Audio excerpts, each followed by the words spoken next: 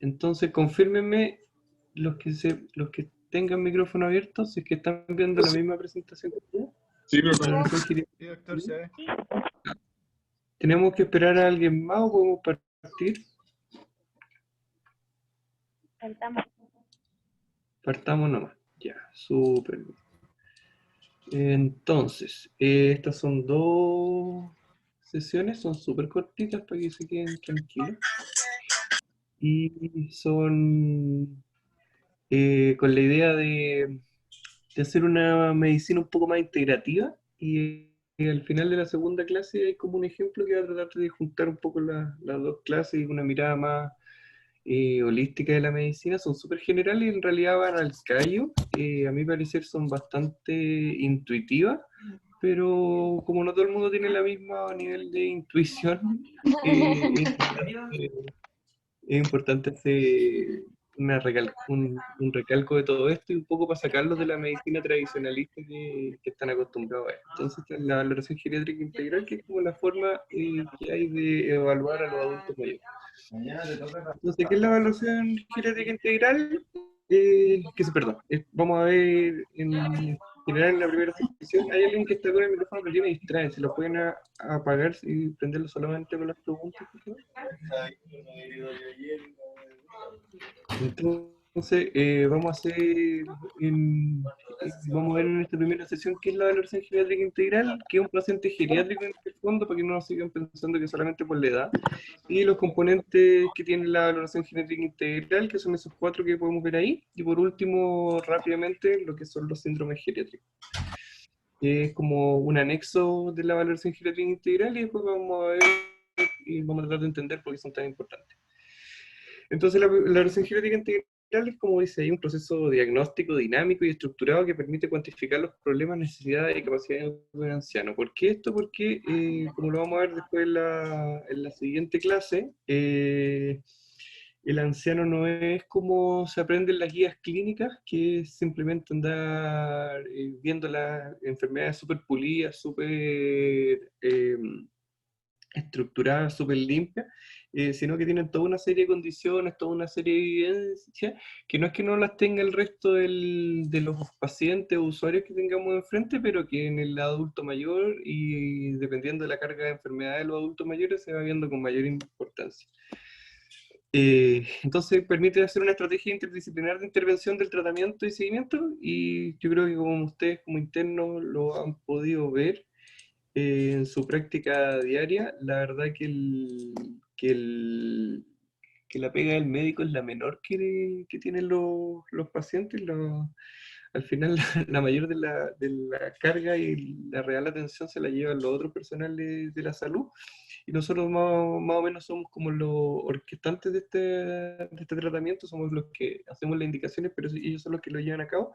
Entonces, esta es una estrategia que de verdad permite dirigir mucho mejor la orquesta, de forma mucho más adecuada.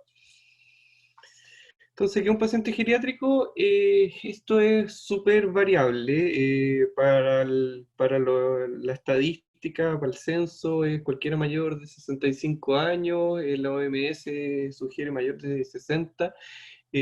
Para la jubilación es distinto entre hombres y mujeres, entonces es súper difícil de ver. Y la verdad que, ¿por qué es difícil de ver y por qué nunca vamos a llegar a un consenso? Porque la edad cronológica no tiene nada que ver con la edad biológica. Una persona de 75 años postrada no es lo mismo que una persona de 90 años que todavía va a sus clases de gimnasia entretenida, gimnasia en el agua, es completamente activa. Y desgraciadamente lo que nosotros vamos a ir viendo, y como la idea de la universidad pública es que ustedes sean médicos del sistema público con un rol social, la verdad es que deberían ir cada vez viendo más seguido esta distinción y esta discriminación que hace la edad con los niveles socioeconómicos. Seamos sinceros, la gente con menos plata y con menos educación no envejece igual. Y después yo les voy a mostrar unas encuestas de calidad de vida que se hicieron en la Católica, que demuestran con datos súper gruesos de este sentido, pero en la siguiente sesión. Para lo que nos vamos a entender en esta clase es tendrían que cumplir por lo menos 3 de estas características. Tienen que tener más de 65 años, tienen pluripatología relevante, que eso por lo menos tienen que ser 2 patologías crónicas, de las cuales obviamente no tengan cura y van a estar con el paciente por más de un año. Eso lo vamos a volver a ver en la próxima clase. El proceso de enfermedad posee un carácter incapacitante, significa que produzca incapacidad per se, sino que tiene un riesgo incapacitante. Por ejemplo, un adulto mayor que ocupa bastón, que haga una neumonía o una ITU y que lo hospitalicen en medicina, y por estar en medicina, típico para que el personal de enfermería, el personal médico esté más cómodo, no lo dejen levantarse, le pongan el típico reposo absoluto. Eso lo puede generar con 3 días rápidamente una incapacidad y que no puede caminar nunca más. Y así que el umbral es bien bajo para eso. La patología mental es súper frecuente en el adulto mayor, típico que dicen los abuelitos se desorientan, hacen delirium, pueden tener demencia, pueden tener niveles menores de demencia, que hacen súper importante que mantengamos las precauciones de los delirios y cualquier deterioro que haya en la hospitalización súper activo. Y hay un problema social, que eso lo vamos a ver mucho más frecuente obviamente en el sistema público, en el sistema privado, pero en realidad en todas las casas secuestradas, como dicen por ahí. En realidad el problema social es son bien frecuentes de ver. Sobre todo muchos pacientes en clase alta que tienen alguna herencia o intereses por otros lados. Ahí lo puse en negrita, lo debería haber puesto como primero, en realidad ahora que lo veo. Lo más importante en cualquier patología, que le enseñan siempre reducir la morbilidad y la mortalidad, pero la verdad que cuando uno se va acercando a los 90 años o a su máximo de esperanza de vida, reducir la mortalidad empieza a carecer de importancia. Entonces, cuando estamos hablando de pacientes geriátricos, es como lo último objetivo. Siempre uno lo pone como objetivo, y cuando lo logra igual es como una victoria. Y como toda la medicina está estructurada en los jóvenes, igual es como una forma de llamar la atención, pero la verdad que la mortalidad no es algo que sea tan relevante en geriatría. La verdad que lo más importante es la dependencia. Y en la próxima clase les tengo ahí en esa encuesta de que lo más típico, pues nosotros estamos viendo que el paciente esté súper bien, que la presión esté excelente, que cumplamos los números. Nosotros no, culpa nuestra de los profesores, que preguntamos siempre números, nos encanta preguntar números específicos. Entonces después los médicos crecen obsesionándose con los números, bajarle el LDL de tal lugar, la sistólica que esté en tal punto, y el más bacán es el que ataca cada principio activo y cada molécula del cuerpo súper específico, aunque sea con 90 pastillas. Y al final terminamos generando una dependencia. Y la verdad que el adulto mayor o cualquier persona no le importa tener la sistólica en 140. La verdad que lo más que le importa es ser independiente para todo momento. Por eso le puse en negrita, y es como lo que siempre voy a hacer el hincapié, que la funcionalidad y la independencia da pronóstico. Entonces, la verdad que cuando tú ves un paciente que llega gravísimo a la urgencia, está con cara de muriéndose, y de verdad que se está muriendo, la verdad que la funcionalidad le da el pronóstico. Si esta era una persona que hacía todas sus cosas solo, hacía gimnasia, se mantenía activo, caminaba más rápido que uno, la verdad que eso le va a dar mucho pronóstico. Y la funcionalidad en el adulto mayor es todo más, un indicador mucho más importante que cualquier otra cosa. Todo lo demás ahí también es real, que mejora la exactitud diagnóstica. Muchas veces se nos pierden los diagnósticos, se nos pierden las cosas por buscar los cuadros clásicos. Hay otra cosa que nos gusta mucho, pero que lo típico dicen, la presentación atípica de la enfermedad, en el adulto mayor. La presentación típica es lo atípico que conocen ustedes, porque el adulto mayor hace presentaciones que, que no son típicas para el joven, pero son típicas para ellos. Mejoran el estado funcional y cognitivo, mejoran la calidad de vida, porque en el fondo lo estamos viendo como una persona, como un todo, y no lo estamos viendo como una patología, no lo estamos viendo como una enzima. Y hacemos uso mucho más racional de los recursos de salud, y el paciente también entiende mucho mejor su patología, y por la misma razón ocupa mucho mejor los recursos de salud. Entonces estas son las esferas, ojalá que vean el mouse, que son la esfera funcional, que al final es la más importante. La esfera clínica, que es la parte típica biomédica que ustedes conocen, la mental y la social. Vamos a ir desglosando cada una con detenimiento. Entonces la clínica es lo clásico y así que no voy a parar mucho en ello. Es lo similar a la práctica clínica, la anamnesis, el examen físico, los antecedentes, todo lo que ustedes saben. ¿Qué tips sí les quiero dar? Es que los adultos mayores en general no mencionan algunas cosas. Cuando uno les pregunta los fármacos, nunca cuentan la pastilla para dormir, y esa es como la más importante, porque si uno después no se las deja, empiezan a hacer su síndrome de abstinencia, empiezan a quedar la embarrada, dejan la escoba en la noche, después los dejan sobresedados y todo era por no hacer una buena anamnesis. Los pacientes en general no ayudan mucho con la anamnesis. Entonces las pastillas para dormir, las vitaminas y los remedios naturales como el calcio y todas esas cosas, ellos no lo consideran fármacos. Y siempre son los primeros que ellos se quieren tomar, y de que cuando la hija le dice, no, pero mamá, usted se está haciendo adicta a esas pastillas, entonces la empiezan a esconder, y más difícil es llegar al diagnóstico. La otra cosa que ustedes se están acostumbrados a preguntar, porque como uno tiene como su checklist. Yo también fui interno y también fui alumno y becado, uno tiene como su checklist para que no se le olvide tanto, entonces es lo típico. Antecedentes mórbidos, antecedentes quirúrgicos, fármacos que ocupa y alergia.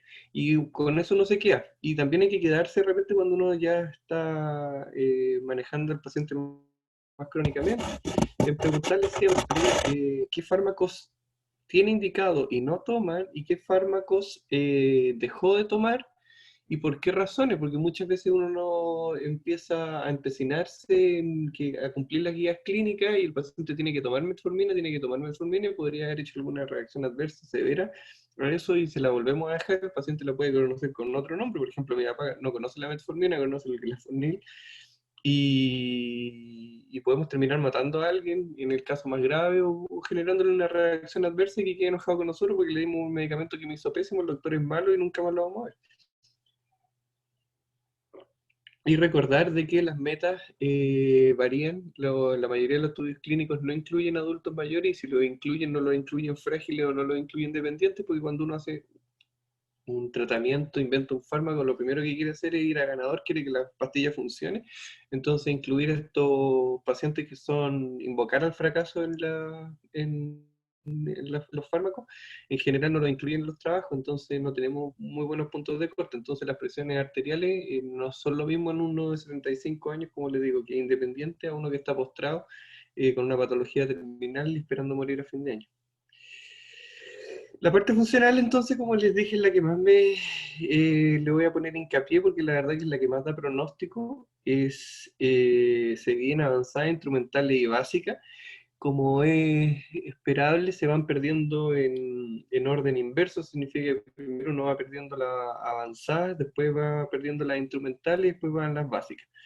Dan cierto grado de independencia y, como les digo, se van perdiendo en grados de complejidad. Para las básicas y las instrumentales tenemos métodos de medición súper objetivos, para las avanzadas es más un tema de cachatía. Eh, las básicas, eh, después lo tengo explicado. Sí. Entonces, ¿por qué es tan importante la funcionalidad? Como les dije, da pronóstico. Le insisto, la mortalidad es lo menos importante, pero se ve a mejor en mi otro computador, pero está bien chiquitito, pero yo creo que lo ven. Disminuye el uso de recursos de salud, entonces tienen menos ingresos hospitalarios, tienen menos tiempo de hospitalización. Los pacientes con mejor funcionalidad se quedan menos pegados. Consumen menos fármaco, obviamente se institucionalizan menos. Un paciente dependiente se institucionaliza, un paciente que no es dependiente obviamente no tendría por qué institucionalizarse, y ocupan mucho menos los recursos sociales. Entonces las básicas son las que permiten el autocuidado. En general, aquí les pongo como la palabra clave para no olvidarse: estos pacientes pueden cuidarse solos, pero no vivir solos. En el fondo, si tú los dejas una semana viviendo solo en la casa, se mueren, porque no tienen ninguna posibilidad de salir a comprar comida, no tienen ninguna posibilidad de pagar la luz, no tienen posibilidad, la capacidad de cuidarse en el entorno, no pueden desempeñarse con el entorno normalmente, entonces no pueden sobrevivir en la sociedad.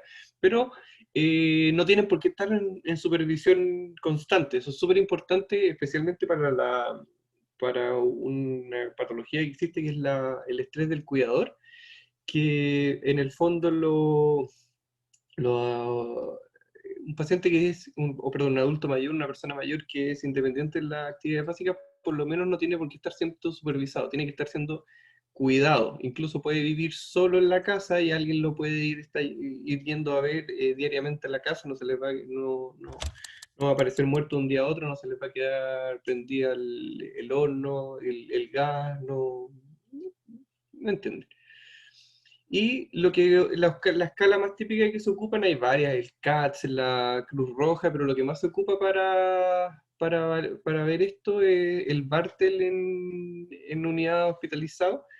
Eh, en APS se ocupan otras, pero para términos de esta clase es como la que más nos va a servir, porque es la que más nos va a servir para seguimiento. Evalúa estas distintas esferas, después la clase como les va a quedar grabada la pueden mirar con más ayuda, porque en realidad detenerse en cada una de los dominios en este momento va a ser una pérdida de tiempo si les va a olvidar rápidamente, pero en el fondo son las cosas que le permiten a uno mantenerse vivo dentro de la casa. Que en el fondo son caminar, usar el retrete, vestirse, hacer pipí donde corresponde, hacer caquita donde corresponde, etc. ¿Qué crítica se le puede hacer a esta escala que está validada en pacientes post-ACV? Entonces tiene muy hipertrofiada la parte motora y lo otro es que tiene un efecto techo y un efecto valle. Eso significa que en caso de que el paciente tenga un Bartel máximo que sería de 100 puntos, a pesar de que pueda mejorar mucho en este sentido, no lo vamos a notar.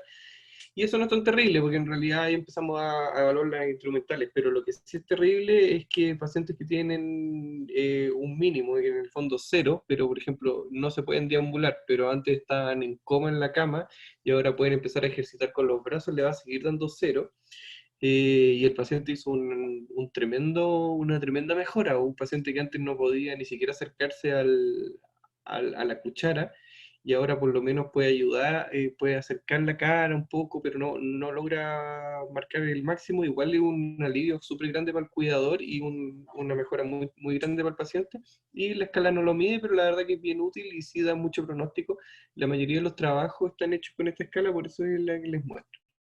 Las instrumentales dan cierto grado de independencia, eso significa que una persona puede vivir solo, pero aún así, el hecho de solamente tener las instrumentales como ser un ente que sobrevive, ya que la gente que es absolutamente independiente de las instrumentales puede vivir solo, no molestar a nadie, ser absolutamente independiente de lo que conoce la gente, pero no participar en la sociedad. Eso significa como como bien una forma fea de decirles como estar ocupando aire y estar esperando morirse, porque la verdad es que no participan en la sociedad y nadie se da cuenta si esa persona existe o no.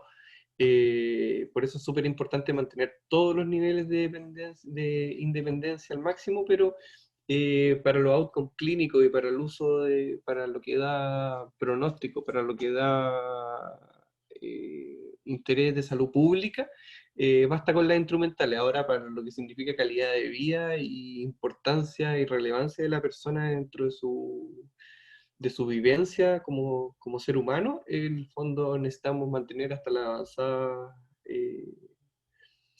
eh, indemne. La que más se ocupa es la de Lawton y Brody, y como aquí las voy a hacer un poquito más hincapié, que van dando cuenta de que permiten a la persona mantenerse un poco independiente. Están súper poco actualizadas, obviamente, todas estas escalas, y tal vez empecemos a tener que modernizarla y empezar a ocupar el internet y otras cosas, y tal vez hasta sacar el teléfono de la escala, pero como nuestros pacientes adultos mayores van viviendo en otra generación, entonces van adquiriendo otras competencias para sobrevivir, estas están actualizadas para ese grupo. Entonces la capacidad de usar el teléfono, ir de compras, preparar la comida, cuidar la casa, lavar la ropa, usar el medio de transporte, la responsabilidad sobre la medicación y la capacidad para usar el dinero. Entonces, como bien intuitivamente, estas son las capacidades que en el momento que hicieron esta escala era lo que se necesitaba para poder vivir solo y no depender de nadie en la sociedad. Y por último, estas son las avanzadas que son para ser partícipe de la sociedad, entonces puede ser cualquier cosa, son súper intuitivas de preguntar. Alguien que va al gimnasio, comparte con otras personas, se junta con los amigos a jugar cartas, jugar póker en la noche, juegan a las damas. Me encanta antes del COVID y el estallido social que uno iba a ver a los viejos ahí frente en Valparaíso, frente al terminal de buses, jugando damas, y eso es una forma de ver cómo la sociedad se logra mantener independiente en su actividad avanzada y ser parte de la sociedad. Eso yo creo que es lo poco que hacen esa gente, o en mi imaginario yo lo creo así, como la parte romántica de que es lo que les da significado a su vida, y eso es lo que ojalá todos muramos teniendo una independencia avanzada y sentirnos un miembro importante de la sociedad, y que si nosotros desaparecemos se va a notar. La esfera mental considera hartas cosas, pero yo se las resumo en estas 4 escalas, que es lo único que... Escalas, nada que ver. Estos 4 dominios, que es lo que más me interesa que ustedes recuerden, que son principalmente la cognitiva y la afectiva. En la cognitiva es principalmente, ahí les puse demencia, un poco feo ponerlo así, deterioro cognitivo. Que en el fondo tengan...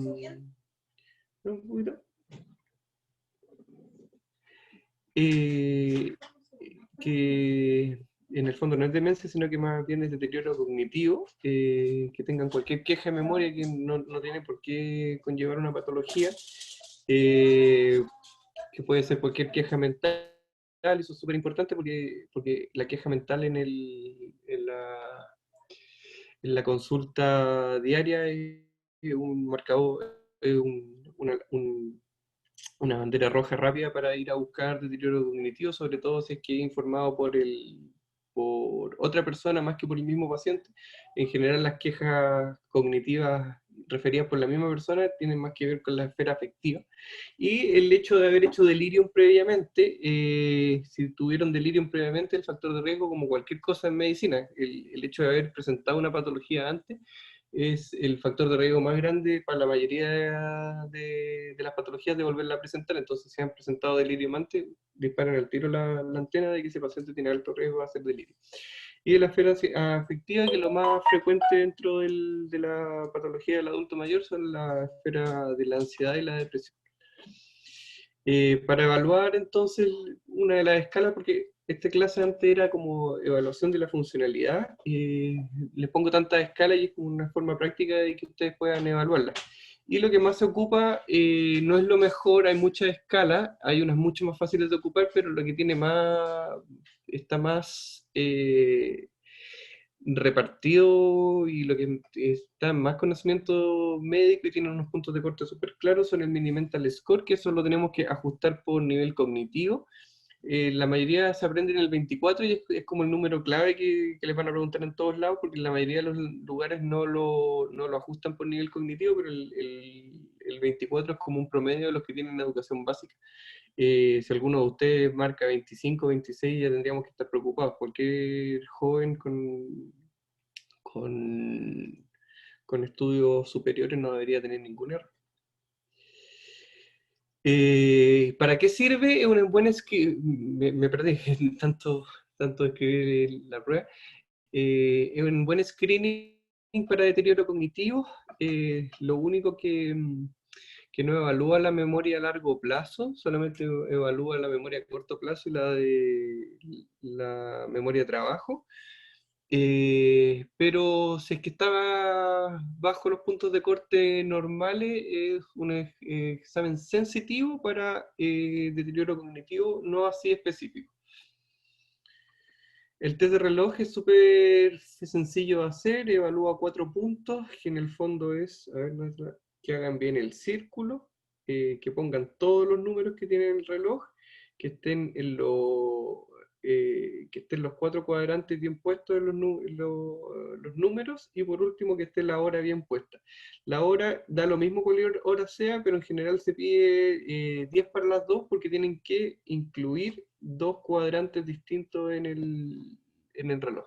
Con los 4 puntos entonces ya tenemos a alguien normal, en general con un punto ya está malo, pero uno como que para más la oreja de 2 puntos para abajo. Igual, si ustedes les preguntan en una prueba, con un punto ya está malo. Bueno, la valoración de la demencia se tiene que evaluar en todo tipo, se tiene que evaluar el tipo de la demencia, pero eso ya es una clase aparte, no voy a ahondar tanto en eso, pero hay que ver de todos lados. Lo más fácil de ver como los deterioros cognitivos son viendo la funcionalidad, que es lo que más les voy a estar nombrando. Entonces, una persona que tiene quejas de memoria, que tiene los exámenes alterados, pero que es absolutamente independiente, no constituye una demencia, constituye un deterioro cognitivo leve. Ahora ya se empiezan a alterar las actividades avanzadas, y ya no puede vivir su vida normal, tiene una demencia leve. Si que empiezan a alterar las instrumentales, una demencia moderada, y ya las básicas estamos ante una demencia severa hasta llegar a la demencia terminal, que es cuando ya están postrados. Y ver también los trastornos conductuales que afectan mucho más al cuidador que a la familia, que es un tema súper aparte, así que no lo voy a nombrar, la parte afectiva, la parte familiar y el estrés del cuidador, que se los nombro tanto, que es súper importante. Porque siempre tener pensado que el cuidador tiene también un estrés, valga la redundancia, que lo va afectando importantemente, y puede afectar también al mismo paciente, que es lo puede llevar a generarle daño o a evitar que reciba los cuidados de otras personas. La valoración afectiva es súper poco buscada, y es súper muy frecuente. Es súper frecuente. Lo más frecuente son la patología depresiva, y es súper sencilla en general de manejar, pero también la que menos se pregunta es la patología ansiosa, y esa es un poquito más difícil de manejar. Afecta bastante la calidad de vida, es de fácil tratamiento, es muy prevalente, como les insisto, entonces se tiene que preguntar en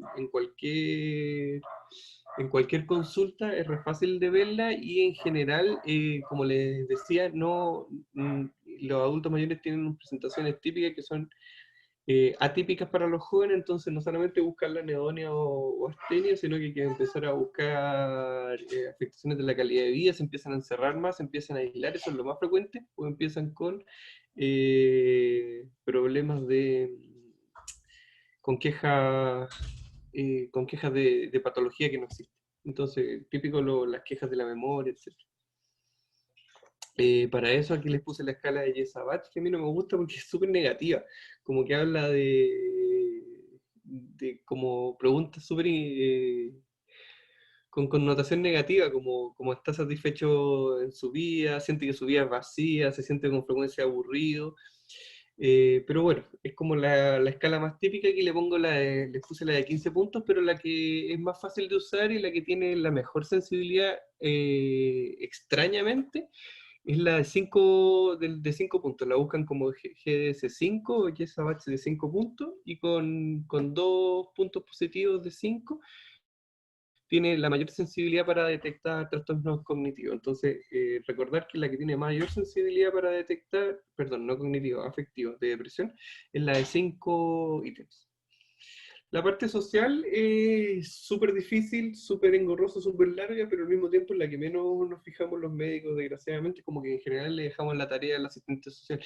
Y en realidad no está tan malo, porque mejor dejar al más experto en eso, y simplemente siempre recordar hacer una evaluación inicial y derivar a lo antes posible. Entonces, más que, más que ser un experto en todos los ámbitos sociales y en saber las redes de apoyo que puedan tener, lo que ofrece el consultorio y todo, me interesa que nunca se les olvide que existe esta parte, y siempre considerarla en todos los pacientes. Entonces siempre hay que ver la red de apoyo. No pueden, por ejemplo, cuando estén en el internado viendo pacientes y están dando de alta al paciente, el doctor le dice, ya hoy día dando de alta, y y van, hoy día usted se va para la casa, y que el paciente les diga ahí en ese minuto, oigan, que saben que no tengo casa, no tengo dónde ir, no tengo quien me reciba, porque ya significa tener 2 semanas más a alguien hospitalizado que lo podrían haber estado solucionando desde el primer día que estaba hospitalizado. Entonces, súper importante, y lo que sirve es para ubicar al paciente en su nivel de asistencial adecuado, que eso en Chile no existe realmente, pero los niveles asistenciales son como la base de la geriatría, que son los establecimientos de larga estadía, los de mediana estancia, la unidad geriátrica aguda y la hospitalización habitual. Eh, Eso, la parte social sirve mucho para cuando existan los niveles sentenciales en Chile, que en los países desarrollados existen. Y por último, de esta clase, y después les voy a preguntar si van a querer un descanso entre medio, existen los síndromes geriátricos, que como que se ponen acá, dentro de esta esfera, porque como que son una parte muy relevante de la vivencia del adulto mayor, pero no, como que no les da una clase sola, como que tienen, como que están importante dentro de su análisis integral, que como que caen de perogrullo dentro de esta casa. ¿Qué son? Son como formas, son formas de presentaciones frecuentes de la enfermedad, no son síndromes como propiamente tal, no son un conjunto de signos y síntomas que constituyen una enfermedad, sino que son patologías muy frecuentes que no son normales en el adulto mayor, tienden a normalizarse. ¿Y por qué son como síndromes? Porque se asocian entre ellas, y cada una de ellas como que llama a la otra. Entonces, el tener un síndrome geriátrico es el mayor riesgo para tener otro síndrome geriátrico. ¿Y qué es lo importante de esto? Que empiezan a generar primero fragilidad y posteriormente dependencia. Ya dijimos que la dependencia es cuando ya todo se va al carajo. Eh, entonces, es súper importante buscarlas, preguntarlas activamente, porque, por ejemplo, uno de los síndromes geriátricos son las quejas de memoria, y las quejas, el trastorno neurocognitivo, y lo típico que uno dice, ¿cómo está la memoria? No, lo normal para la edad. O ¿se hace pipí? Sí, sí, se hace pipí, pero lo normal para la edad. Entonces son patologías que son graves, porque se van asociando a ellas, llevan a dependencia, esa dependencia lleva a mortalidad y a peor calidad de vida, y suelen ser menospreciadas por los clínicos y por los pacientes y por las familias. Eso lo pueden activar el micrófono. Esta es la primera clase. La segunda va más o menos por la misma línea, y si tienen algunas preguntas la hacemos, y si no, quiero que alguien me diga si es que quieren hacer o no una pausa.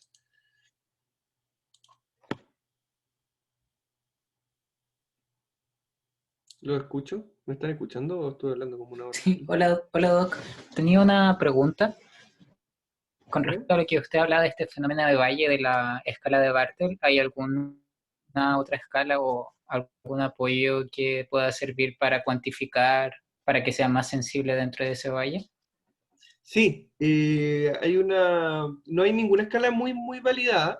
Lo que yo estoy ocupando harto es que es solamente para la independencia motora, que es el IQ Mobility Score, que en el fondo está solamente validado para la UCI, por eso se llama IQ Mobility Score, pero que la verdad que si uno lo mira, lo pueden buscar después en internet, lo buscan como imagen, aparece el tiro. Va evaluando la parte motora, que al final es como lo que más da funcionalidad, y mide cambios muy, muy, muy leves, y la verdad que cada uno de esos niveles en pacientes críticos se asocia a mucho menor mortalidad. ¿Y por qué es importante? Porque un grupo de trabajo del que yo soy miembro lo estamos ahora tratando de validar para otro tipo de intervenciones, y parece que se puede ocupar en todo ámbito en realidad. Muy buena pregunta. Muchas gracias, Doc.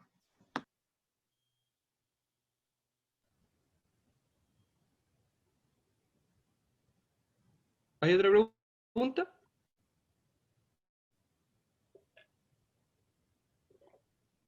¿Doctor? Pregunta. Dale, Carlos. ¿Sí? No, solo quería retroalimentar que se entendió la clase, que fue buena, para que supiera que si no había más preguntas era porque no estuvieron escuchando. Pero dale la mayoría. Bueno, sí, la duda... perdón, la duda era respecto a la presentación clínica de la depresión. Dijo que había que buscar más allá la astenia y la dinamia, y mencionó que había como presentaciones O sea, que había como quejas sobre patologías que no existían, por ejemplo, pérdida de memoria. Eso como que no lo entendí bien. Eso, no sé si se acuerdan de las clases de psiquiatría que habrán tenido de depresión, que existían como los delirios secundarios y en este caso tenían como delirios de ruina. Eso, empiezan a tener quejas de patología y es lo clásico que llegan a la consulta de ustedes, al consultorio, por ejemplo, que, que tienen quejas de memoria, quejas de memoria, quejas de memoria, y uno le hace pruebas cognitivas y salen absolutamente normal. Entonces ustedes les dicen, no, usted no tiene ninguna queja de memoria.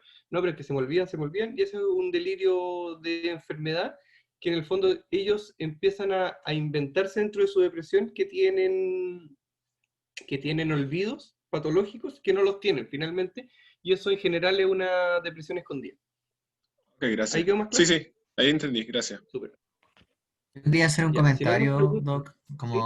como agradecerle por la clase, porque creo que es como, o sea, como es muy importante como hacer notar que la mayoría de los pacientes que veamos, por ejemplo, en un consultorio van a ser pacientes crónicos, adultos mayores o cercanos a esta edad, entonces como que creo que es algo que tenemos como al debe en nuestra formación médica, el interiorizarnos cada vez más en los pacientes geriátricos y, por ejemplo, una cosa muy importante que usted mencionó, como el hecho de este sobreesfuerzo a veces que ponen el personal de salud en intentar que se tomen todos los medicamentos y sabemos que si le recetan 10 pastillas a la abuelita, en realidad se va a tomar una. Entonces, como creo que ahí hay un desafío para la relación médico-paciente de cómo abordar, tratar de hacer la mejor intervención en salud posible, pero a la vez como sin, o sea, como siendo realista. Sí, súper. Justamente de eso se trata la siguiente clase. Muriel está levantando la mano. Sí, yo quería preguntar cómo podíamos identificar la ansiedad, que mencionó que era más difícil. Eh, eso. Sí, no hice mucho hincapié en eso, te doy la razón. Bueno, los trastornos ansiosos son bien difíciles de identificar, pero en general son pacientes que consultan por muchas cosas y en general tratan de que se ve mucho, yo no sé si será, eso lo desconozco si es por un tema generacional o por un tema de envejecimiento, pero la patología ansiosa se ve como con las ganas de controlar todo, y quieren llevar a todas las pastillas, entenderlas, quieren controlar todas sus enfermedades, como que empiezan a generar ese rol de médico y querer manejar toda la enfermedad, eh, y, y son muy ansiosos en el sentido de que también se meten a todos los talleres de memoria, empiezan a hacer todos los sudoku y un día les cuesta un poquito más, entonces van a consultar porque empiezan con problemas de memoria. Es un poquito más difícil, más fino de ubicarlo. Y lo más divertido o complejo es que también se tratan con antidepresivos, porque los antidepresivos no son como pastillas de la felicidad, sino que son como aplanadores anímicos, entonces no te mantienen ni muy triste, pero ni tampoco muy ansioso. Entonces, igual como que una depresión puede estar presentándose como una ansiedad, en el fondo hay como depresiones ansiosas. Entonces, en general, como te digo, no sé si será generacional o será como de la fisiología normal del cerebro, del envejecimiento del cerebro, pero en general la ansiedad se ve con esta tendencia a ser muy controladora. No sé si quedó más o menos clara la explicación, Muriel. Sí, gracias. No mucho. Ya. Y Javier Suárez está levantando la mano.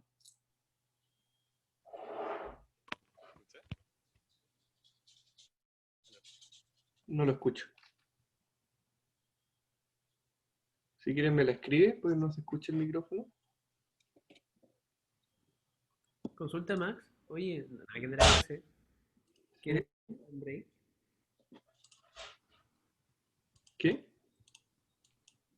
Si quieres hacer un break, los chiquillos que van a hacer un break. Eso yo quería preguntar, pero Javier Suárez estaba levantando la mano y no preguntó nada. Ya. Ahí preguntaron algo en el chat. ¿Cómo abro el chat? Tiene micrófono. Ahí está. Sí, la No demencia alcancé a no se ver puede poner medir. los síndromes geriátricos. Ah, pero la clase va a quedar a mano y no se los van a memorizar tan rápido, así que ahí lo pueden revisar. Y si la demencia no es parte del envejecimiento normal, ¿a qué patología se debe? Ah, ya.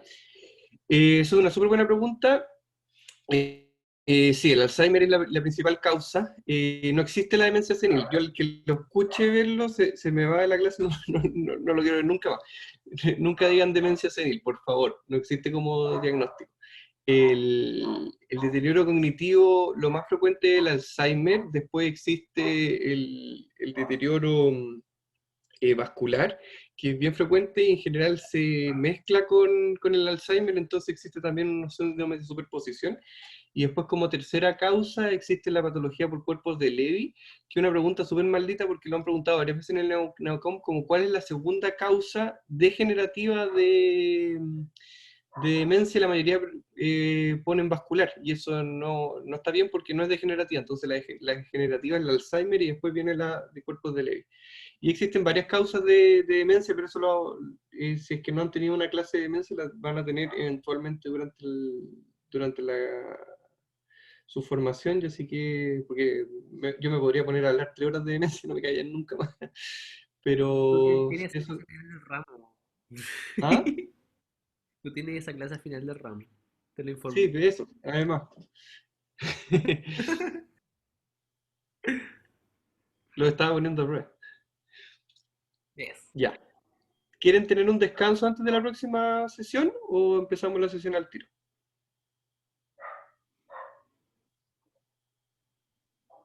Descanso. Ya. ¿Les parece a las 4?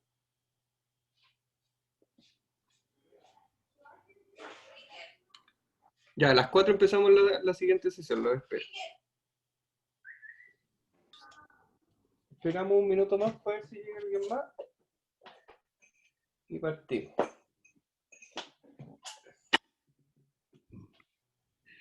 Súper. Está grabándose. Ya, entonces vamos a empezar.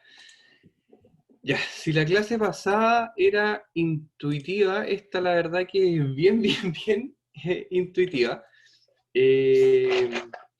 A mí cuando me la pasaron en la beca, incluso como que lo encontré medio... Los voy a desmotivar, caleta. Lo encontré medio como tonto que hagan tanta publicación de esto porque es súper obvio. Pero ahora se está publicando mucho este tema. Y cuando hice mi pasada por APS, me hablaron de esto como algo así bien fuerte, y es como lo que la está llevando ahora. Incluso como se está haciendo un poli de artrosis, un poli de salud mental en consultorios, y que ustedes se van a querer dedicar a eso. Cuando salgan, alguno va a tener que hacerse cargo de la unidad de multimorbilidad. Y así que yo insistí que lo agregaran este año en la malla, porque hasta el año pasado no estaba. Considero súper importante que lo vean por eso mismo, porque ahora es algo que lo van a estar escuchando cada rato y no van a quedar como tontos como yo cuando les digan multimorbilidad y como eso es algo. Entonces, primero ver por qué es tan importante la multimorbilidad. Les voy a mostrar unos cambios demográficos de la población que deben ser unos gráficos que han visto como 80 veces, de mis definiciones, la consecuencia de esto y una forma de uso práctico, y finalmente vamos a terminar toda esta clase y la anterior con un ejemplo donde vamos a poder integrar más o menos rápidamente todo lo aprendido en las 2 sesiones. Si es que nos demoramos mucho, se las dejo igual ahí en la clase para que hagan el ejercicio solos, y si lo hacemos igual, lo pueden volver a hacer en la casa solito. Esta clase es un poquito más corta que la anterior. Entonces, ¿por qué es tan importante hablar de multimorbilidad? Bueno, por lo que les dije en la sesión pasada, es que uno aprende las patologías aisladas. Si yo les pregunto, no les voy a preguntar porque aquí con el micrófono es bien difícil hacer que la participación espontánea, pero ¿de dónde estudian la mayoría de las cosas cuando quieren aprender? De guías clínicas. Y las guías clínicas, ¿qué es lo que sale? La patología súper peladita, y lo único que tiene ese paciente si es que es diabetes y solamente diabetes, y no tiene, con suerte tiene enfermedad renal, porque no te pueden dejar, no puede usar la metformina por eso. Pero si yo te pregunto, háblame del manejo de la diabetes en un paciente que dice la guía de la ADRA, un paciente postrado con enfermedad renal crónica, depresión y demencia, no vaya a encontrar nunca esa guía clínica. Y obviamente nunca van a estar esa guía clínica porque el enfoque de la multimorbilidad es ir como en contra, no en contra, pero hacer un manejo no tradicional y fuera de las guías clínicas de la patología. Entonces obviamente nunca vas a encontrar una guía clínica de multimorbilidad porque sería absolutamente irónico. En general son patologías agudas, como que nosotros le enseñamos en medicina, esta patología, este es el tratamiento, trátalo así y listo, se acabó el problema, no hay secuelas funcionales, entonces estos pacientes nunca quedan con muchos daños de sus patologías, porque ustedes médicos maravillosos lo agarraron justo en el primer minuto y lograron manejarla perfectamente, el paciente no quedó con ninguna secuela, y la forma habitual, como les dije, es de estudiar con guías clínicas. Entonces aquí les voy a mostrar estos típicos gráficos de que la población en Chile, si ven el mouse, ha ido aumentando su expectativa de vida, entonces estamos lo más cercano a los países desarrollados. Aquí no les traje el gráfico, pero es súper interesante ver de que el gasto, nosotros tenemos el doble mejor calidad de salud que Estados Unidos, y con la mitad del gasto significa que tenemos 4 veces mejor salud que Estados Unidos. Y eso significa que el enfoque de salud pública y el enfoque de la medicina familiar y el de niveles asistenciales es mucho más barato y mucho más efectivo que el enfoque hospitalista que se le da en Estados Unidos. Entonces, en ese sentido, la medicina social es súper buena y súper costo efectiva, y nosotros eso es lo que tenemos, por eso tenemos una muy buena expectativa de vida con unos buenos estándares de salud, por más de que se rían de Malianich. Que efectivamente igual se equivocó en lo que dijo, hay países con mucho mejor niveles de salud que nosotros, pero no somos de los más malos. Y en el fondo estamos evolucionando a esto, la típica gráfico de la evolución, que hasta aquí estamos maravillosos, pero después empezamos a agarrar el bastoncito, empezamos a encorvarnos, empezamos a perder funcionalidad, y terminamos efectivamente teniendo en Chile una súper buena expectativa de vida, pero eso se condice con calidad de vida, no. Entonces, la pregunta de la multimorbilidad es, ¿estamos cambiando más años de vida por más años sufriendo, más años en mala calidad de vida, más años en una patología terminal? ¿Estamos prolongando la agonía o estamos mejorando la vida en el fondo?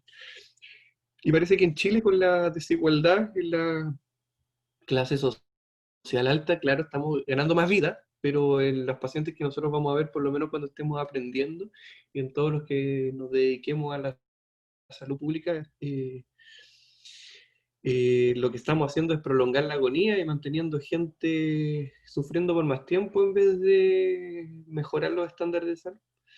Y este es el típico gráfico que antes, efectivamente, en los años 60 teníamos una pirámide maravillosa, y ahora se nos está haciendo un cuadrado. Esto es del 2012 solamente, y ya el 2020 está cada vez más grueso, y vemos que la población que más crece en proporción es la de 80 años y más. En el fondo, claro, vemos que no es el grupo preponderante, pero yo estoy apuntando aquí en la diapositiva, nadie lo ve.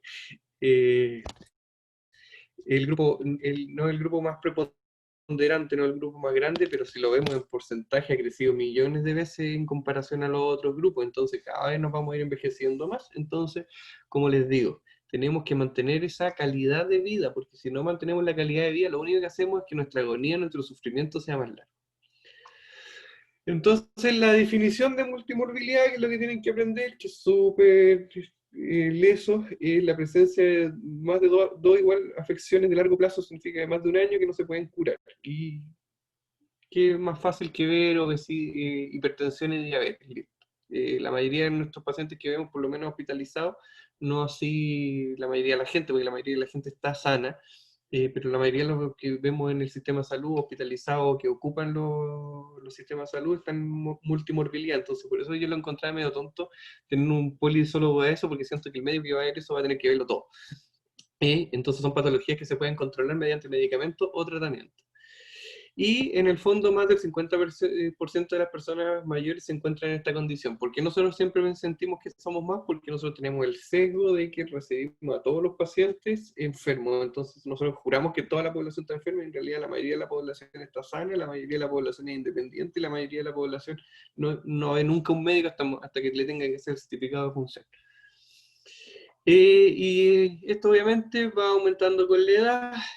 Son patologías obviamente importantes. Si uno se va a y depende de dónde uno vaya viendo la información y todo esto, se va acercando mucho más el número de comorbilidades, pero como vemos, mientras más envejecido, obviamente la franja morada es la que tiene más comorbilidad. Mientras más sumamos años, más vamos sumando enfermedades. Entonces vamos sumando enfermedades, vamos sumando años, pero vamos bajando la calidad de vida.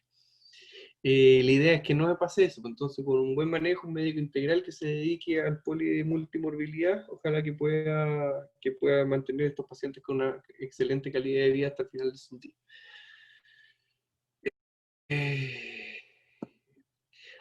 Bueno, después les menciono. Entonces la idea es que tenemos este gran grupo de personas que tienen un envejecimiento fisiológico, que algunos llaman exitoso. En realidad eso es un oxímoron, como decía un compañero de beca. La verdad es que lo más normal posible, obviamente con sus patologías controladas, y esos son los pacientes, o es decir, las personas que van a estar en nuestra familia, en los cumpleaños de nuestros abuelos, pero no en nuestra consulta. Entonces, lo que nosotros desgraciadamente vamos a ver son estos pacientes que tienen todo este espectro, que son los envejecimientos con patología o envejecimiento patológico, que tenemos desde lo más normal, que esto es un fenotipo casi fisiológico, hasta la patología terminal. Entonces no podemos hacer para todos los envejecimientos patológicos tener la misma guía de manejo, porque sería ridículo, porque son fenotipos completamente distintos dentro del envejecimiento patológico. Entonces,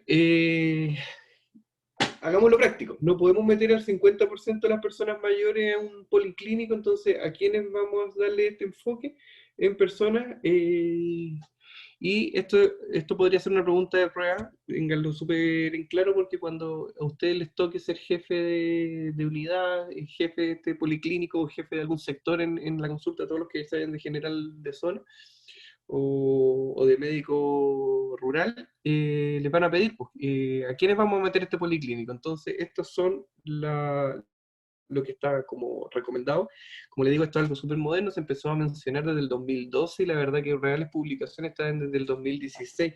Hay una de cardio súper buena, que es como lo primero que aparece cuando uno lo busca en PubMed, que es la patología, porque los cardiólogos como que les ha interesado mucho esto, sobre todo por la polifarmacia y por las interacciones, que lo voy a mostrar después. Y es súper importante esto, mencionar de que la multimorbilidad, me estoy desordenando un poco, disculpen, pero que se me haya quedado en el tintero, que es la multimorbilidad. Esto nació porque los pacientes diabéticos son muy difíciles de manejar, y tienen estas comorbilidades que afectan a otras patologías, y que tienen tantos órganos blancos que afecta muchos órganos, entonces genera mucha multimorbilidad en la propia diabetes. Entonces casi toda la evidencia está basada como pacientes con diabetes, y todas las consecuencias que después les voy a nombrar están demostradas en pacientes con diabetes más otra patología, y ahora un poquito con patología cardíaca, con este paper gigante que salió recién, donde saco la mayoría de la imagen. Ya, después de ese lapsus, entonces, ¿en qué pacientes? Pacientes con polifarmacia, múltiples consultas, caídas frecuentes. ¿Por qué? Porque lo van a ver en el taller de polifarmacia. La caída y el potencial anticolinérgico son algo que se relaciona a superar. Entonces la polifarmacia y la multimorbilidad lleva siempre como la caída así firme. Que reciban múltiples atenciones y requieran adicionar otra más. Por ejemplo, un paciente diabético con insuficiencia cardíaca que le preocupa tener osteoporosis, que va a ser el ejemplo del final. Que tengan limitaciones, empiezan a tener dependencia, y que le dificulte, que eso yo creo que lo dije al final, porque para hacerle el recalque, que es lo que más le van a tener en la consulta, que tienen mucha dificultad en adherir a nuevas terapias, y como típica pregunta que les ponen con diabetes, el paciente que no ve y se tiene que inyectar insulina, entonces, ¿qué hacemos? Ese está perfecto para un policlínico de multimorbilidad, que es lo que se viene. Entonces, ¿cuáles son los problemas en el modelo tradicional? Es algo que ya les había mencionado, que tenemos tratamientos engorrosos, tenemos recomendaciones contradictorias, hay mucha polifarmacia, y el enfoque no está en el paciente, está en sanar la molécula, en sanar y en cumplir guías clínicas. El profe de un profesor mío, que es de Nueva Zelanda, tiene una publicación, que es una editorial de una revista, que es súper entretenida, que dice que en el fondo la conclusión, y hace el ejemplo y lo lleva así a un paciente con más de 5 patologías. Si llevamos al pie de la letra todas las guías clínicas, lo matamos. Y así hace el ejemplo clarísimo, y de verdad que es imposible que nadie sobreviva a 5 guías clínicas llevadas al pie de la letra. Entonces, como le estaba diciendo, si llevamos al pie de la letra todas las guías clínicas, matamos a nuestro paciente, y somos excelentes médicos, pero con un paciente que no nos va a agradecer para nada, entonces genera mortalidad, efectivamente. No hacer un enfoque de multimorbilidad a los pacientes que tienen, por lo menos que la evidencia ha demostrado que les va mal cuando se manejan muy estrictamente.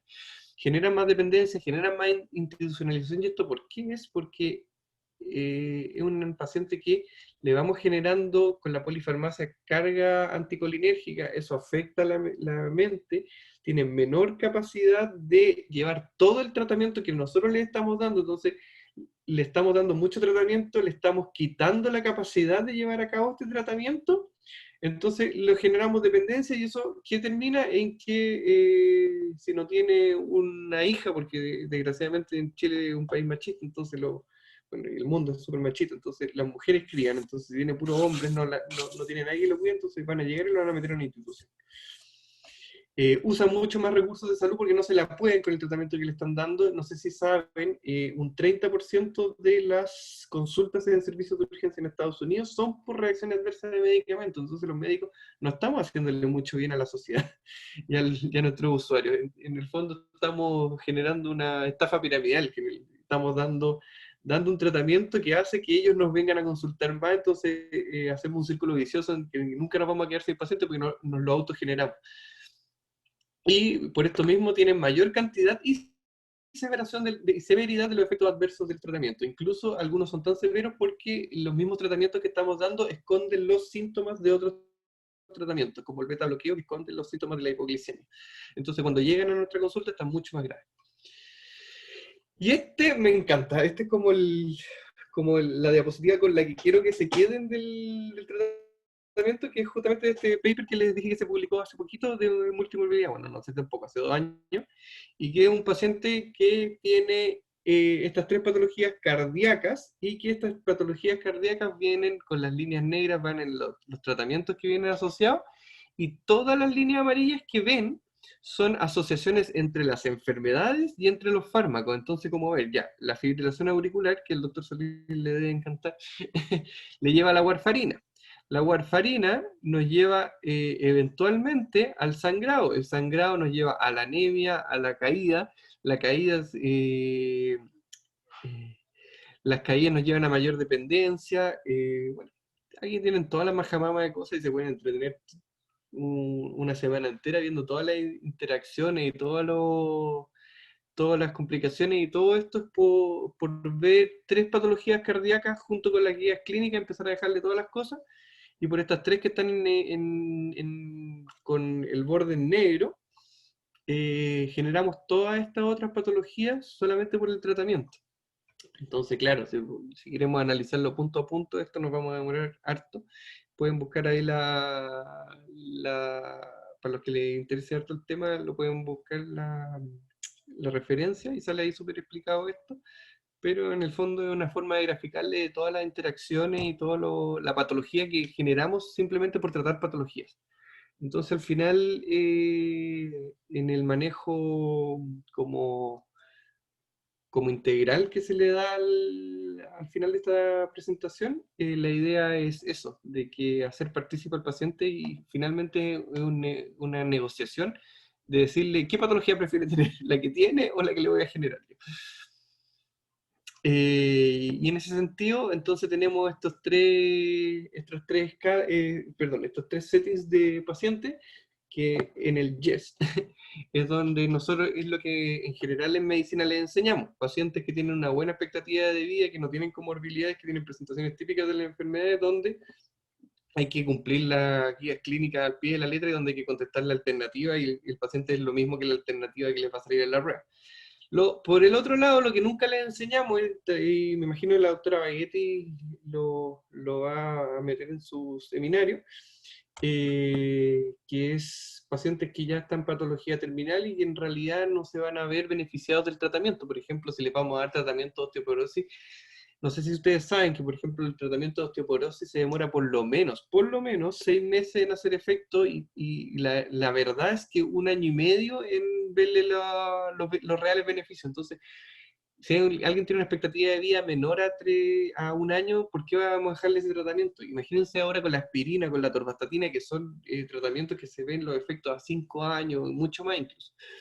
Entonces, esos pacientes, prácticamente sumarles tratamiento no tiene ningún sentido. Y aquí el enfoque de la multimorbilidad es generalmente lo más difícil. Lo que tienen estas clases es que generan puras preguntas, no generan ninguna respuesta, y son justamente estos pacientes en donde está lo más difícil y es donde como no tenemos ninguna respuesta, tenemos que hacer mucho más partícipe al que va a recibir el veneno que le vamos a dar. Y aquí le había prometido estas encuestas de salud que hizo la Católica con la Universidad de los Andes, creo que fue, que no lo hicieron ellos, sino que lo mandaron a hacer, le pagaron a una empresa externa. Entonces tienen harto errores metodológicos en ese sentido, porque son como gente que le pagaron por hacer la cuestión, no es que se dedique a eso. Pero vamos viendo que la gente, como van pasando los años, van tomando cada vez más medicamentos, empiezan a aumentar los grupos entre 3 y 5 y más de 6 medicamentos. Miren, en el 2007, 12,1 un medicamento regular y ha aumentado a 17,3 por ciento de personas que toman más de ese medicamento. Eso significa que cada vez van saliendo más guías clínicas y cada vez vamos indicando más cosas y cada vez va aumentando más la polifarmacia. Y qué es lo que más me importa es que como vamos viendo esto se asocia a mayor edad y se asocia a menor nivel educacional. Entonces ahí podemos echarle a dos cosas. Podemos hacer podemos lavarnos las manos y decir, la gente como tiene menos nivel educacional toma más pastillas sin que lo tengan indicado, se automedican, o podemos hacer un mea culpa más grande y en realidad decir de que la gente más pobre tiene menor salud y nosotros le indicamos mayores principios activos, que yo creo que eso es mucho más cercano a lo que debe ser la realidad. Y este gráfico me interesa súper harto y creo que lo van a volver a ver en el taller de polifarmacia porque es la cantidad de efectos adversos que hay en comparación al número de principios activos. Entonces, ¿por qué esto es súper importante? Porque polifarmacia es un número súper arbitrario y la mayoría recuerdan 5, algunos 3. ¿Y por qué? Porque están en este estudio que es viejísimo, como del 96, que habla de la posibilidad de tener efectos adversos. Pero este es el número que a mí me interesa que se graben, que es el 9, que es imposible no tener un efecto adverso después de tener 9 medicamentos. Entonces, cuando a nosotros en geriatría nos llegan pacientes con polifarmacia y tenemos que justificar con este típico que ningún especialista quiere suspender su fármaco, que lo suspenda el urólogo, que lo suspenda el cardiólogo, entonces. Pero cuando tú le mostras este gráfico, pucha, como que es potente. En el fondo es imposible que con 9 principios activos una persona no tenga un efecto adverso importante. Le estamos dando veneno a la gente, le estamos bajando su calidad de vida y sin un beneficio siempre claro. Y finalmente, ¿qué es lo que... Mira, pucha, qué vergüenza, se me notó el copy-paste del gráfico ahí. ¿Qué es lo que le importa a la gente? A la gente no le importa de nuevo tener la hemoglobina glicosilada en 7, le da lo mismo. Lo que a la gente le importa es no tener que depender de otras personas, eso es lo que más le importa. Entonces, si les voy a preguntar algo en alguna prueba eventualmente, va a ser eso. ¿Qué es lo que le importa a la gente? Ser independiente, no le importa su hemoglobina glicosilada. Y como les dije, esta clase iba a ser bien cortita, y este es el approach que les pido perdón por la diapositiva, no encontré una forma mejor de dejarlo, pero este es como el approach que debían tener en multimorbilidad, que es primero identificar el problema principal del paciente. Pueden venir porque quieren, por cualquier cosa, porque quieren tomar un medicamento nuevo, porque no quieren tomar los medicamentos, porque vienen a un control cualquiera, hay que identificar eso. Después hacer una revisión completa o enfocarse en un problema específico, dependiendo de la complicación de todo. Yo tengo una anécdota de la beca, que teníamos un paciente con tanta patología, y le dije a mi profe, le dije, ¿sabe qué? Yo me voy a fijar el riñón y en la guata. Cuando le solucionemos esos problemas, me preocupo de todo el resto de las cosas que le pasan, porque eso es lo que le está condicionando ahora más fuertemente su calidad de vida. Y si logramos solucionar algo de eso, me empiezo a fijar que existe otro paciente alrededor, porque la verdad que tanta patología me supera. Y me felicitaron, porque en el fondo, sin conocer esto todavía, porque era bien al principio de la beca, era como el approach adecuado. Cuando la cuestión te supera, imagínate, si a ti como clínico que tienes conocimiento en patología, en los pacientes, te pueden superar la cantidad de multimorbilidad que deben tener algunos. Imagínense cómo el paciente lo que debe ser enfrentarse a tantas enfermedades. Después hay que ver si es que el paciente ya con la mochila que tiene de antes tiene una adherencia buena al tratamiento, y si esta adherencia existe o no existe, tiene algo que ver con el confort mismo de la patología. De repente no adhieren porque son muchos fármacos, típico eso. No, es que doctor, yo me tomo muchas cuestiones y dice que me tomo el calcio, no, porque el calcio me hace bien y lo demás me hace mal. Y otras veces sí se lo toman, pero también le arruinan la calidad de vida. Pues, si hay médicos que están dejando medicamentos cada 4 horas y se tienen que despertar 2 veces en la noche a tomarse una pastilla, es completamente ridículo, porque al final su vida está en base a tomar pastillas. Considerar entonces las preferencias, después ponerle sobre la mesa la evidencia, un poco hacer una peladita de papas, y en el fondo también nosotros nos están pagando para nosotros dar nuestra opinión profesional. Considerar entonces la evidencia que hay, ponérsela sobre la mesa al paciente de una forma que la pueda entender, sumarlo con el pronóstico del paciente. Hay una página súper buena que se llama ePrognosis, que es ePrognosis, así nomás, y te calcula todo el score para cada tipo de pacientes, así como paciente oncológico, paciente no oncológico. Eso sirve mucho para tomar decisiones en la vida, paciente que está hospitalizado, no hospitalizado, en qué setting lo está viviendo, y te dice cuál es su probabilidad de estar muerto a 1 año, a 5 años, a 10 años, etc. Te sirve demasiado para tomar decisiones, porque todos los fármacos tienen un time to benefit, que se conoce, que es como en lo que le había mencionado antes, que el tiempo para ser beneficiado de la intervención que le estamos dando. También hay un time to harm, que es siempre distinto a este time to benefit. Entonces hay fármacos que el time to benefit es inmediato, y el time to harm es muy lento, como la amidodarona, que en el fondo tú le das amidodarona a alguien y le solucionas rápidamente la arritmia que puede tener, o o taquiarritmia, etc. Y no se le va a afectar la tiroides hasta muchos años después. Entonces en el fondo es un tratamiento muy seguro a corto plazo. Y por otro lado tenemos el típico ejemplo de la estatina, que se van a demorar 10 años el paciente en ver algún beneficio, y se va a comer la radiomielisis, puede ser el mismo día que le da el primer fármaco, la primera pastilla. Entonces siempre hay que sopesar eso. Considerar las interacciones, y como ya les mostré, con 3 patologías solo cardíacas ya tenemos infinitas interacciones. Imagínense el paciente de verdad, todas las interacciones que pueden haber, y si ahí nos podemos ayudar en un químico farmacéutico, maravilloso. Balancear entonces los riesgos-beneficios, después comunicar esta información al familiar y a su cuidador, y siempre dejar la puerta abierta para arrepentirse, porque al final ellos toman la decisión, pero como no tienen tanta información clínica médica como nosotros, ellos tienen que tener siempre la posibilidad, porque si no genera mucha angustia en la misma persona, pucha, me la estoy embarrando con tomar una decisión que puede afectar mi vida a futuro. Entonces aquí les dejo el ejemplo.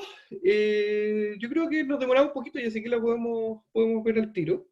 Se lo voy leyendo yo, pero después lo pueden revisar en clase. Dejo el micrófono abierto antes de que empecemos con el ejemplo. Si tienen cualquier pregunta para que lo revisemos bien, o si alguien quiere leerlo para que yo descanse mi garganta, o si me dicen, si lo quieren ver solito en la casa, me dicen cualquier cosa. Les voy a dejar unos minutos abierto el micrófono. Participen. No, veámoslo al tiro. Ya, ¿y tienen alguna pregunta para verlo sin dudas? Sí, doctor. Quería saber, cuando hablaba de quiénes se benefician del enfoque este que estamos conversando de la multimodalidad, hablaba de ¿Sí? limitaciones en ABD. ¿Qué significa esa sigla? Actividades de la vida diaria. Ah, perfecto. Sí, perdón, no debería estar usando siglas. Muy buena acotación. Doctor, Ujú. ¿nos podría compartir la editorial del doctor neozelandés?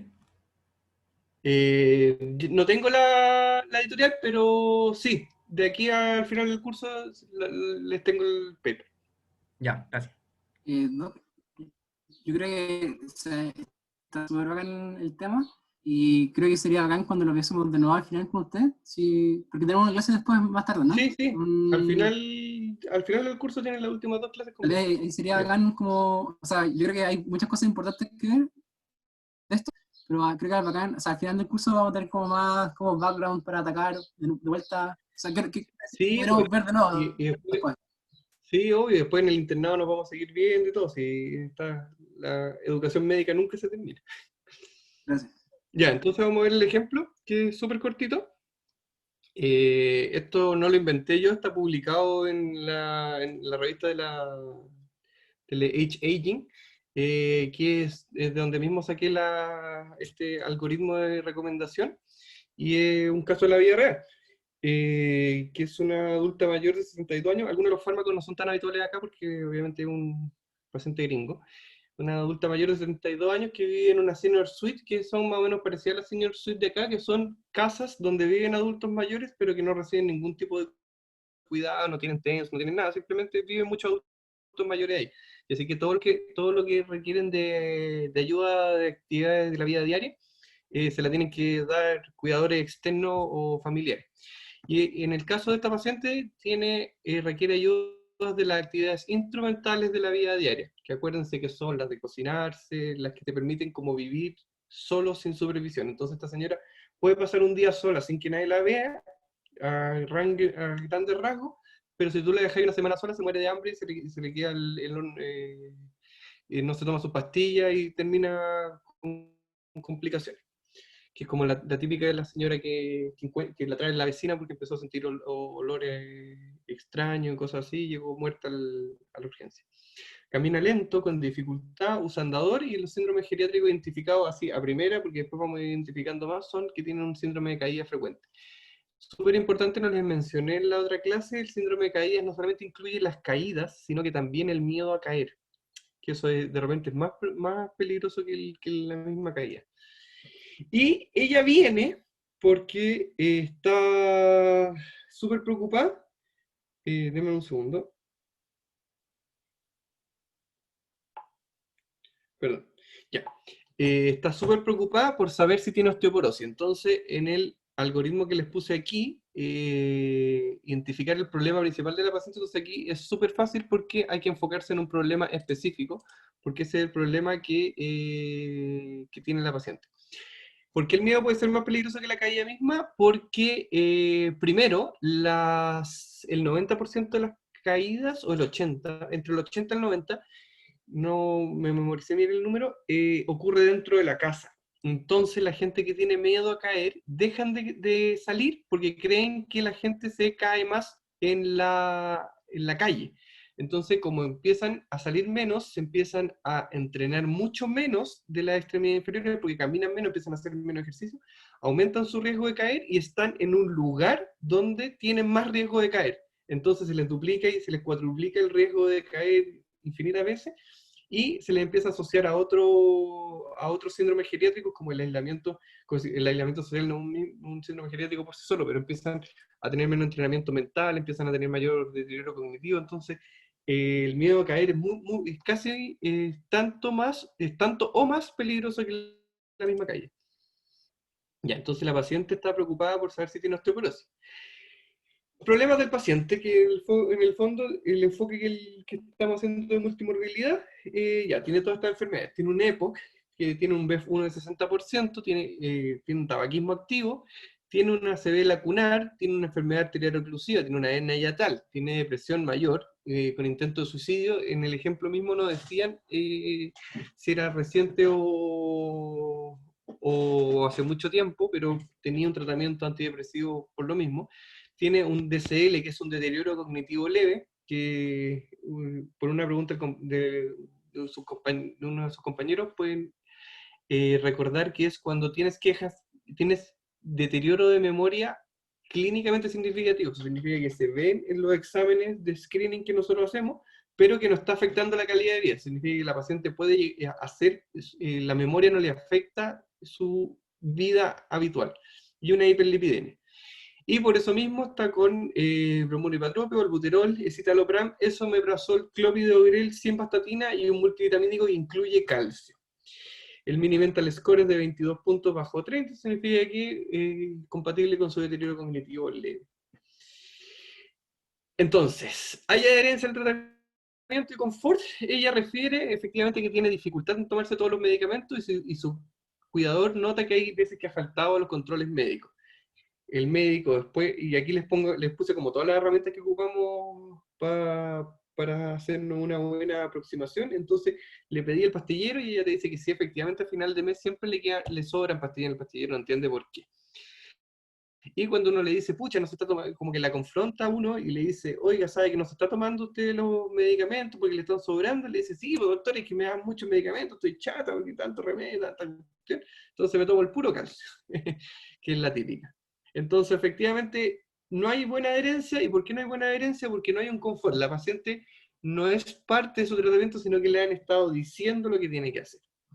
Entonces, si se le pregunta cuál es su preferencia, ni siquiera te habla tanto de los medicamentos, como que ya se le olvidó la osteoporosis, se le olvidó los tratamientos y ya quiere seguir viviendo sola, quiere que nadie se le venga a meter a la casa, obviamente no se quiere ir a vivir con los hijos, no quiere depender de nadie. Entonces, mantener la independencia.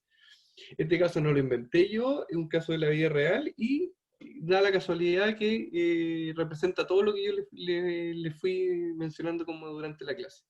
Y la familia, esto es una maravilla, porque es súper difícil que los hijos no tengan una mirada paternalista, respetan su decisión, pero como que sienten que no la pueden acompañar lo suficiente como para poder ayudarla y ellos sentirse tranquilos de que no le vaya a pasar nada.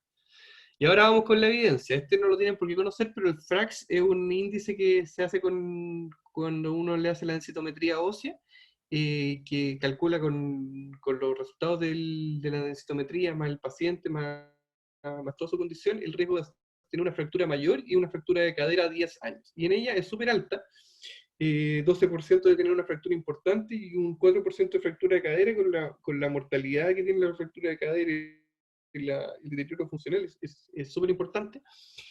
Pero no es como un valor tan crítico como uno diga, no, es que definitivamente hay que iniciar la terapia. Imagínense, a 10 años, un 4% de una fractura de cadera. Los bifosfonatos, entonces, por otro lado, esto es como la evidencia que le estamos poniendo, y a ustedes se lo estoy hablando en palabras un poco más complicadas, obviamente hay que aterrizarlo al paciente. Bifosfonatos reducen la incidencia de fractura de cadera en 50% a 3 años, pero tienen reacciones adversas. Y existen otras estrategias que ya podría usar para prevenir la osteoporosis o para tratarla, que son el ejercicio, el calcio, ajuste del hogar y corregir el déficit. La probabilidad de tener un efecto adverso con bifosfonato es de 1.5% a 3 años y los beneficios se ven en 9 a 12 meses, que es lo que yo le había mencionado, que antes de 6 meses es imposible verlo y la verdad que 1 año y medio realmente para realmente disminuir la fractura de cadera. Y en ella, usando el e-prognosis, que ahí está anotado, se lo hice yo antes de empezar la clase, tiene un 64% de morir a 4 años y 30% a 15 meses. Entonces, la verdad para llegar a vivir los 10 años para tener la fractura de cadera es como bien difícil en esta paciente. Entonces, poniéndole todo eso en la mesa, en las interacciones, además el clopidogrel y el escitalopram le aumentan el riesgo de sangrado, además tenemos el esomeprazol que baja los beneficios del clopidogrel, los inhibidores de la bomba de protones disminuyen la absorción del calcio, entonces pueden aumentar el riesgo de fractura, y el escitalopram además disminuye la actividad osteoblástica y le aumentan más el riesgo de fractura. Entonces tenemos otras cosas que podríamos intervenir en vez de estar agregándole más fármacos. Y además tenemos una paciente que acuérdense que con todo lo que ya tenía, ya no quería ocupar estos tratamientos. Se le informó en este ejemplo toda la alternativa. Las drogas endovenosas eran muy caras y eran de difícil administración para esta paciente, entonces la parte oral se vio que la paciente iba a adherir bastante poco, entonces finalmente la familia y ella decidieron que pensar, no saben qué, ni siquiera vamos a tomar el tratamiento de la osteoporosis, ¿para qué me voy a hacer el estudio? Y se deja el control en 3 meses para reevaluar la decisión. Y en el fondo ese es como el ejemplo bien rapidito de cómo tendrían que abordar un paciente con multimorbilidad.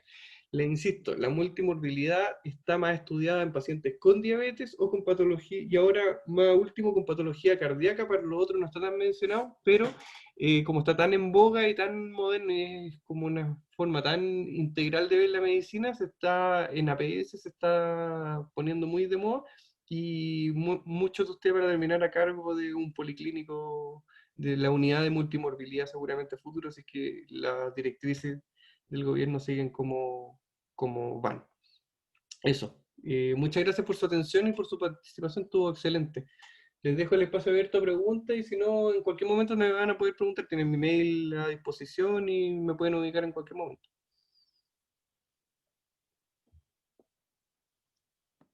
Doc, le tengo una pregunta, sobre todo con respecto a este caso.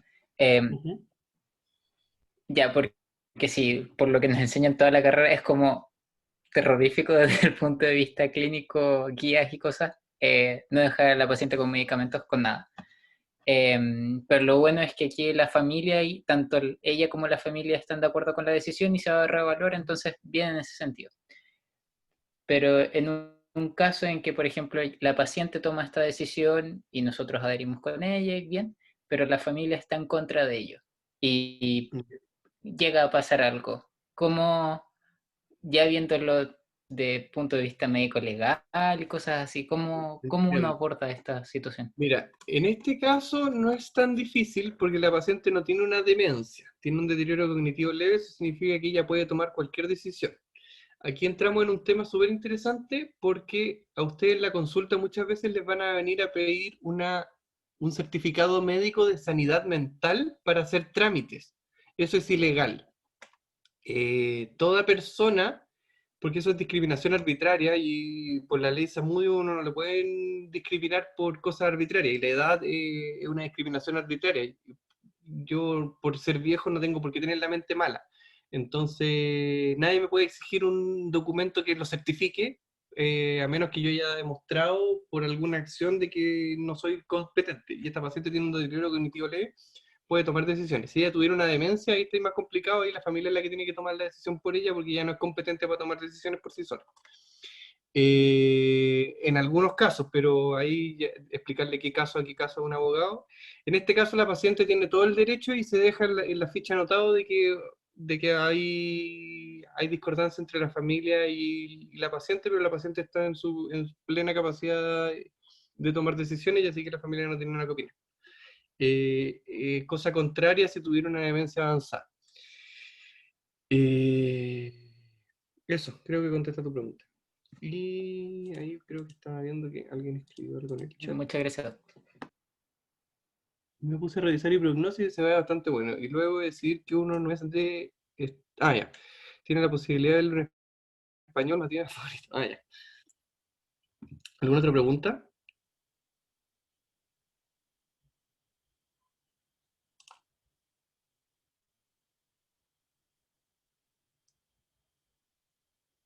Ya.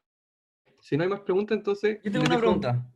Perfecto. ¿Ya? Que en pacientes que tienen hartas comorbilidades y se ocupa el e-prognosis, ¿Cómo se plantea para que no suene tan chocante lo de hablar de pronóstico de vida en ello? Porque, o sea, igual tiene sentido el hecho de evitar iatrogenia, pero para un paciente que uno le diga como, en usted no vale tanto la pena ocupar esta pastilla porque le puede hacer más mal que bien por la cantidad de años que probablemente usted viva, igual puede sonar duro. Entonces, ¿cómo se lo toman generalmente? ¿Y cómo se Claro, aborda eso? es una pregunta súper buena. Y en paliativo es un temazo, porque, por ejemplo, cuando la mayoría de los médicos se enfrentan a alguien que va a morir, por ejemplo, tiene un cáncer terminal o tiene un shock o cosas así, y le preguntan después a la familia o al mismo paciente, o incluso se graban esas conversaciones, los médicos nunca mencionan la palabra morir. Empezamos a ocupar eufemismos como sabe que hay un pronóstico malo, sabe que podemos tener un desenlace no deseado, complejo, que podría terminar con que no esté más el abuelito, el papito podría quedarse dormido para siempre, y como que la gente nunca, el médico tiende a no mencionar la palabra muerte, y eso hace que la gente no le quede claro. Entonces, cuando uno se va a enfrentar a la muerte, uno tiene que decir la palabra y uno tiene que preocuparse de eso. Incluso en la unidad de paliativo del Hospital Clínico de la Chile, está dentro como del checklist cuando un paciente va a ingresar a terminal, si el que el médico no mencionó la palabra muerte, así como la palabra misma, y si la familia la menciona, como que tenéis que insistirle. Entonces ustedes entienden, sí, que el papito está, ya, pero entiende que se va a morir, necesito que lo diga. Porque si no, de verdad la gente no lo entiende. Entonces hay que perderle un poco el miedo a ese lenguaje, y la verdad que los adultos mayores conviven con la muerte permanentemente, como una vieja amiga. En el fondo saben que se van a morir y lo tienen súper considerado en ellos, interiorizado como en su vivencia. La verdad que a ellos les importa no ser dependientes, y si se van a morir, morirse sin dolor, pero no les importa morirse. A la mayoría, obviamente estoy generalizando.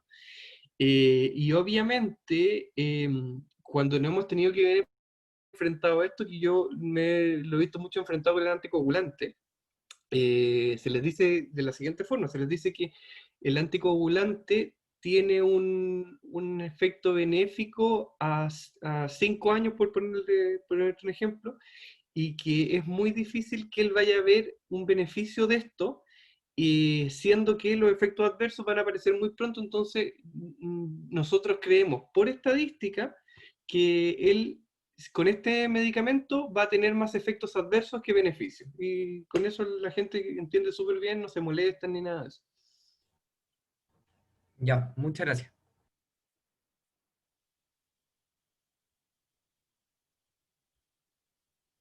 Ya, entonces le insisto, quedan las puertas abiertas.